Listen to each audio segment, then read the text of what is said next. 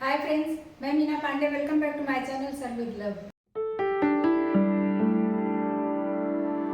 Snacks बनाने के लिए मैंने हाफ कप पोहा लिया है। ये नॉर्मल पोहा है।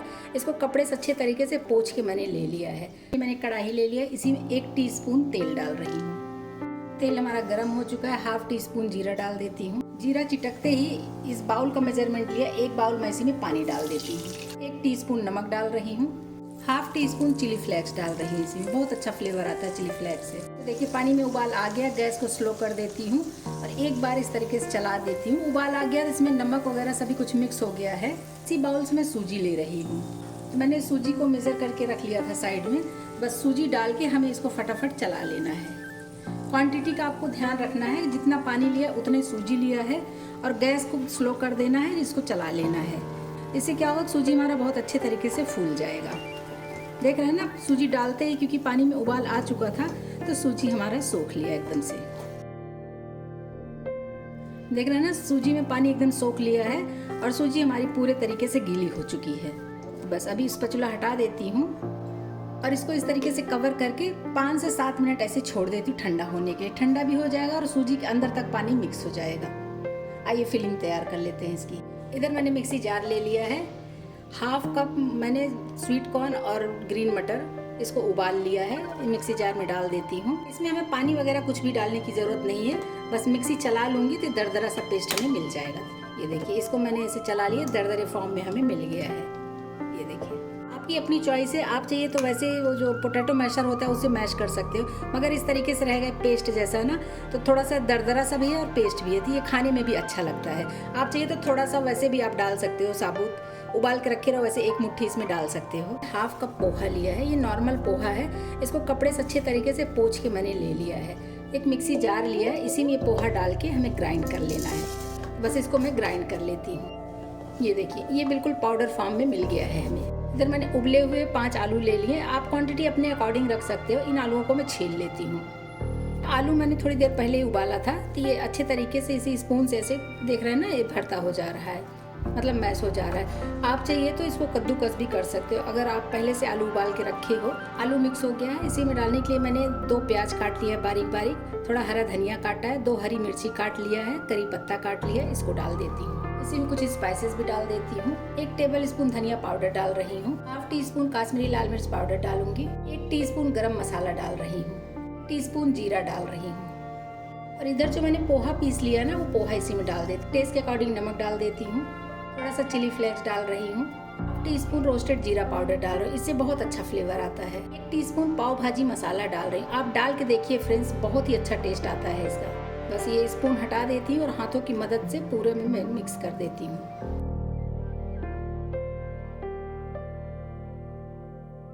ये देखिए, सभी कुछ मैंने मिक्स कर दिया है। और आलू में जो नमी होता है ना, वो नमी को ख़त्म करने के लिए मैंने पोहा यूज़ किया है। ये देखिए, आप इसी का चाहे तो आलू का पराठा बना सकते हो, इसको स्टफ़ करके कचौरियाँ बना सकते हो। बहुत ही टेस्टी ये फिलिंग हमारी बनके तैयार हुई है। बाकी इसमें नमक मसाला सभी कुछ आलू में मिक्स किया ही है मैंने, तो बस इसको भी इसी में हमें मिक्स कर लेना है। इसी में ऊपर से थोड़ा सा हरा धनिया मैं और डाल दे रही हूँ फ्लेवर के लिए।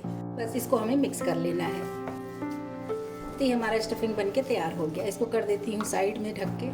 एक मिक्सिंग बाउल ले लिया। कढ़ाई में जो सूजी रख दिया था ना, वो अभी थोड़ी सी ठंडी हो गई है, तो इसको निकाल लेती हूँ। थोड़ा सा हाथ में तेल लगा लेती हूँ, क्योंकि इससे क्या है ना, ये सूजी थोड़ी गर्म होगी, हल्की हल्की गर्म रहेगी, तभी इसको हम मिक्स करेंगे तो अच्छे तरीके से गूंदते बनेगा, नहीं तो ये मिक्स नहीं होगा।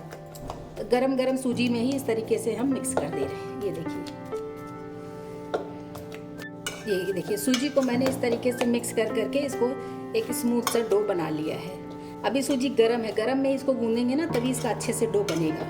इसको मैंने गूंद लिया, लेकिन इसको ऐसे कवर करके रखेंगे, नहीं तो सूजी के ऊपर हल्की सी पपड़ी बन जाती है, तो फिर इसको बेलते नहीं बनेगा, इसलिए ऐसे कवर करके ही रखना है इसको। तो सूजी में से मैंने इतना बड़ा सा पेड़ा काट लिया है, क्योंकि इसका हमें रोटी बनाना है। चकला में बेल के इसको रोटी बनाना है, तो इसको हम एकदम स्मूथ कर लेते हैं ऐसे। उसके बाद इसका हमें रोटी बेल लेना है। तो इसमें कोई भी सूखा आटा मैदा लगाने की ज़रूरत नहीं है, क्योंकि इसमें थोड़ा सा ऑयल मैंने डाला था पानी के साथ, फिर ऑयल लगा के इसको गूंदा है, तो ये चिपकेगा नहीं और बहुत अच्छे तरीके से ये बेल जाएगा। तो बस अभी इसको मैं बेल लेती हूँ। ऐसे घुमा घुमा के बेल लेंगे, ये फटेगा भी नहीं और बहुत अच्छे से बेल जाएगा ऐसे ही। या फिर आपको अगर उठाने में प्रॉब्लम हो रही है तो आप ऐसे चकला घुमा घुमा के बेल लीजिए। ये देखिए इतना बड़ा मैंने बेल लिया। जो साइड साइड से है ना, इसको चिंता मत करिए क्योंकि इसको हमें शेप देना है, तो ये काट के हमें निकालना ही है। और इसको ये देखिए मैं उठा के आपको दिखाती हूँ, ये टूटेगा बिल्कुल भी नहीं। ये देख रहे हैं ना, मतलब मैंने पलट दिया तो अच्छे से पलट गया, बिल्कुल भी टूटेगा नहीं क्योंकि हमने जो स्टीम करके इसको पकाया है ना, इसलिए ये टूटेगा बिल्कुल भी नहीं। इसको शेप देने के लिए आप कोई भी बाउल का मेजरमेंट, कोई भी बाउल ले सकते हो, ग्लास ले सकते हो। तो मैंने एक ही बाउल ले लिया है, इसी से इसको हमें ऐसे शेप देना है। ये देखिए ऐसे कट जा रहा है ना, बस ऐसे ही हमें शेप दे देना है इसको कि इस तरीके से। ये देखिए ये 3 पीस मेरा कट गया है। इसी तरीके से पीसेस काट लेते हैं और ये पीसेस काट के भी इसको हमें कवर करके रखना है। इसके ऊपर पपड़ी बहुत जल्दी जम जाती है, तो पपड़ी नहीं जमे इसके लिए इसको भी हमें कवर करके ही रखना है। ये देखिए 3 पीसेस से काट लिया। जो एक्स्ट्रा है ना, इसको एक्स्ट्रा निकाल दे रही हूँ। फिर से इसको मैं उसी सूजी में मिक्स करके इसको मैं फिर से बना लूँगी। ये देखिए मैंने 6 पीस ऐसे ही काट लिया है। इधर जो आलू का मैंने मिक्सचर बना लिया ना, इसको हमें इसी के बराबर की टिक्की बनाना है। इससे थोड़ा सा छोटा ही रहेगा, बहुत ज़्यादा छोटा भी नहीं रहेगा। ये देखिए साइड साइड से ऐसे हम गोल कर देंगे और बस ऐसे टिक्की बना लेना है। और टिक्की बना के बस इसी के ऊपर ये देखिए रख दिया ना, और दूसरा पीस इसी से ऐसे कवर कर देंगे। ये देखिए मैं आपको दिखाती हूँ, और हल्का से ऐसे प्रेस कर देंगे ना इस तरीके से, तो ये आलू के साथ में ये चिपक जाएगा। ये देखिए ये जब स्टफ कर देते हैं, थोड़ा सा ऐसे चकले पे से चला देंगे ना, तो आलू भी अपना शेप ले लेगा। एक ऐसे आलू शेप ले लिया है। बस इसी तरीके से हमें सारे बना लेने हैं। ये दूसरी टिक्की बना लिया है। इसी सूजी का जो रोटी है ना, उसी के ऊपर रख देंगे और दूसरे से ऐसे कवर कर देंगे। ये देखिए हल्का सा प्रेस किया। अभी इसको उठा के बस ऐसे हाथ से दबा देंगे ना, तो थोड़ा सा ये शेप ले लेगा। देख रहे हैं ना कितना शानदार बन के तैयार हुआ है। ये देखिए आप चाहिए तो ऐसे प्लेन रहने दीजिए, लेकिन अगर आपके पास दूसरा पैन है, ग्रिल वाला पैन है, तो आप इसमें कोई भी मार्क्स मत लगाइए। उसमें सेकने के टाइम में मार्क बन जाता है। लेकिन इसमें मार्क कैसे बनाएंगे वो मैं बना देती हूँ। डिज़ाइन कैसे बनाएंगे वो बना लेते हैं। ये देखिए एक ये किचन की नाइफ ले लिया है। ये जो तेज वाला धार है ना, धार की तरफ से नहीं, बैक साइड से लेंगे। तो एक यहाँ पे ये देखिए एक साइड में ऐसे निशान लगा देंगे। हल्का से इसे प्रेस करेंगे तो निशान बन जाएगा। और इधर भी एक ऐसे निशान बना देंगे। देखिए ना, अभी बीच में 2 निशान हमें बनाना है। अगर इस तरीके से बनाएंगे ना, बहुत अच्छे से निशान बन जाता है और बिल्कुल कोई टेंशन की बात नहीं। मैं आपको दिखाती हूँ उठा के, बहुत अच्छा लाइन बन जाता है। देख रहे हैं ना, ये 2 निशान मैंने पहले लगा लिया, फिर बाद में लगा दिया। इस तरीके से निशान आप लगा सकते हो। लेकिन आप चाहिए तो ऐसे प्लेन भी बना सकते हो, या फिर ग्रिल वाला पैन आपके पास है तो सेकने के टाइम में उसमें ये ऐसा निशान बन जाएगा। ये देखिए मैंने 4 पीस बना लिया। 2 में मैंने निशान बना दिया, 2 प्लेन ही रखा, 2 में निशान नहीं बनाया। आइए इसको सेक लेती हूँ मैं। तो मैं इसी ग्रिल पैन की बात कर रही थी। देख रहे हैं ना, इसमें लाइन लाइन रहता है। तो जब उसको हम प्रेस करके सेकेंगे ना, तो इसमें लाइन प्रिंट हो जाएगा, अपने आप ही छप जाएगा लाइन। इसी में मैं थोड़ा सा ऑयल डाल दे रही हूँ। बहुत ज़्यादा ऑयल की ज़रूरत नहीं है, बस इस तरीके से 1 टेबल स्पून जितना ऑयल में फैला दे रही हूँ। इस तरीके से कर दूंगी तो पूरे पैन में तेल लग जाएगा। ये देखिए पैन हमारा गर्म हो चुका है। एक एक पीस में ऐसे रख दे रही हूँ। ये देखिए 2 पीस मैंने जिसमें निशान बना दिया था ना, उसको रख दिया है। और इसी में 2 पीस में प्लेन वाला भी रख रही हूँ। बस इसको सावधानी से उलटना है हमें, तो दोनों तरफ से क्रिस्पी करके मैं सेक लूँगी इसको। गैस को मैंने मीडियम पे रखा है क्योंकि सूजी आलू सभी कुछ पका है। इसको सिर्फ हमें क्रिस्पी करना है, तो उलट पलट के इसको क्रिस्पी कर लेना है। और बड़े सावधानी से इसको उलटना है क्योंकि जो ये सूजी है ना, ये भी बहुत ही डेलिकेटेड होता है। मतलब ये सॉफ्ट रहता है तो टूटने के चांसेस रहते हैं।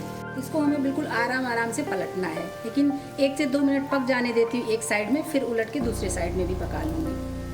बहुत ही शानदार ये स्नैक्स बन के तैयार होता है फ्रेंड्स। चाहे तो बच्चों को टिफ़िन में दीजिए या फिर घर में ही खाने के लिए दीजिए। छोटी मोटी भूख लगी हो उस टाइम में खाइए, खिलाइए, चाय के साथ में आप खाइए। बहुत ही टेस्टी बनता है फ्रेंड्स। अगर अभी तक आप लोगों ने मेरे चैनल को सब्सक्राइब नहीं किया तो चैनल को सब्सक्राइब करके बेल आइकन ज़रूर दबा दीजिएगा, ताकि जब कभी भी मैं वीडियो अपलोड करूं तो सबसे पहले नोटिफिकेशन आप लोगों को मिले। इसी तरह की इंटरेस्टिंग सी वीडियो लेकर मैं आती रहती हूँ। एक बार मैं चेक करके देख लेती हूँ कि नीचे साइड में गोल्डन हुआ कि नहीं। बहुत ही शानदार कलर आ रहा है फ्रेंड्स। देख रहे हैं कितना गोल्डन कलर आ रहा है। और इसमें मैं एक ही तरफ में वो मार्क बनाई थी, देखिए दूसरी तरफ अपने आप ही बन गया है। बस एक एक करके सारे मैं ऐसे पलट दे रही हूँ। ये देखिए देख रहे हैं ना, इसमें बिल्कुल भी मार्क नहीं बनाई थी, लेकिन देखिए कितना अच्छा निशान बन गया है।